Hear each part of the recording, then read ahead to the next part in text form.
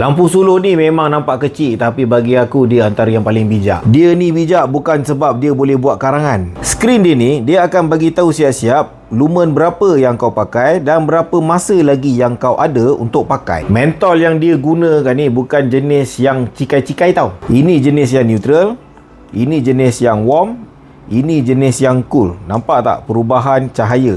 Bagi korang lah, nampak dia ni cantik ke tak? Tak terlalu besar untuk diletakkan dalam tapak tangan. Datang gila kau nak jadikan dia sebagai anting-anting. Suka hati kau lah bang. Waterproof IP54 bermaksud air renjes-renjes dia okey. Kalau hujan tidak sangat digalakkan. Kod 200 lumen ni kau rasa tak cerah, kita tekan je button menu ni. Nak jadikan perumpamaan, ini yang biasa kebuka lampu merah.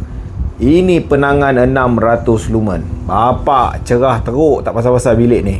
Bukan ni yang ini. Harga dia nak kata mahal tu tak lah untuk kualiti dia, tapi untuk poket kita kan, aduh.